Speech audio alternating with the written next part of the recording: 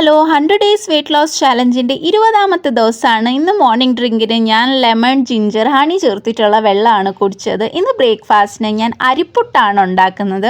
അപ്പം ഞാനാണെങ്കിൽ എൻ്റെ ഡയറ്റിൽ പുട്ട് ഒരുപാട് ഉൾപ്പെടുത്താറുണ്ട്. കാരണം എനിക്ക് പുട്ട് ഭയങ്കര ഇഷ്ടമാണ്. പുട്ട് ചെറുപയർ അല്ലെങ്കിൽ പുട്ട് കടല എന്നൊക്കെ പറഞ്ഞിട്ട് എനിക്ക് കഴിക്കാൻ ഭയങ്കര ഇഷ്ടമാണ്. പല ടൈപ്സ് ഓഫ് പുട്ട് ഞാൻ ഉണ്ടാക്കും. അരിപ്പുട്ട്, റാഗിപ്പുട്ട്, പിന്നെ ഓട്സിൻ്റെ, പിന്നെ അതുപോലെ തന്നെ ഗോതമ്പ് പുട്ട്, അങ്ങനെ പലതും ഉണ്ടാക്കും. അപ്പോൾ ഇന്ന് ഞാൻ അരിപ്പുട്ടിൻ്റെ കൂടെ കടലക്കറിയാണ് ഉണ്ടാക്കിയത്. സാധാ കടലക്കറിയാണ്. അതിൽ ഞാൻ തേങ്ങയൊന്നും അരച്ചിട്ടില്ല. തേങ്ങ കടുക് വറുക്കാൻ നേരം വറുത്തിട്ട് കൊടുത്തു. അത്രയേ ഉള്ളൂ. ഭയങ്കര അടിപൊളി ടേസ്റ്റാണ്. അപ്പോൾ അതിൻ്റെ കൂടെ ഞാനാണെങ്കിൽ എൻ്റെ പുട്ട് ഇവിടെ റെഡി ആയിട്ടുണ്ട്. ഇന്ന് ബ്രേക്ക്ഫാസ്റ്റിന് ഞാനൊരു ചെറിയ കഷ്ണം പുട്ടും അതിൻ്റെ സൈഡിൽ ഞാനൊരു മാങ്ങയും പിന്നെ കടലക്കറി എടുത്തിട്ടുണ്ട്. മാങ്ങ സീസൺ ആയതുകൊണ്ട് എന്നും മോർണിംഗിൽ ഞാൻ ഒരു കഷ്ണം മാങ്ങ കട്ട് ചെയ്ത് കഴിക്കാറുണ്ട്. നല്ല രസമാണ്. പ്രത്യേകിച്ച് പുട്ടിൻ്റെ കൂടെ പഴം എത്രത്തോളം നല്ല അടിപൊളി ഒരു കോംബോ ആണ്, അതുപോലെ തന്നെ പുട്ടിൻ്റെ കൂടെ ഈ ഒരു മാങ്ങയും നല്ല അടിപൊളി ഒരു കോംബോ ആണ്.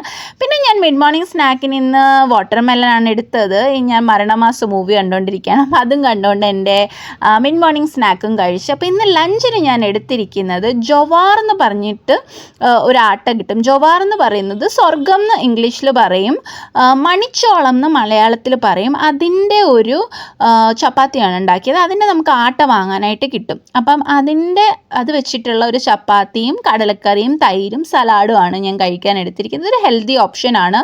നമുക്ക് ആട്ടയ്ക്ക് എപ്പോഴും ഗോതമ്പ് ചപ്പാത്തി കഴിക്കുന്നതിന് പകരം വല്ലപ്പോഴും റാഗി ചപ്പാത്തി, ഇതുപോലുള്ള മില്ലറ്റ്സിൻ്റെ ചപ്പാത്തീസൊക്കെ നമുക്ക് ആഡ് ചെയ്യാം. ഹെൽത്തിയാണ്. പിന്നെ ഈവനിങ് സ്നാക്കിന് മഖാനയും ഗ്രീൻ ടീയും കഴിച്ചിട്ട് ഞങ്ങൾ നടക്കാനായിട്ട് പോയി. എന്നാണെങ്കിൽ ഭയങ്കര കാറ്റും മഴയൊക്കെയാണ്.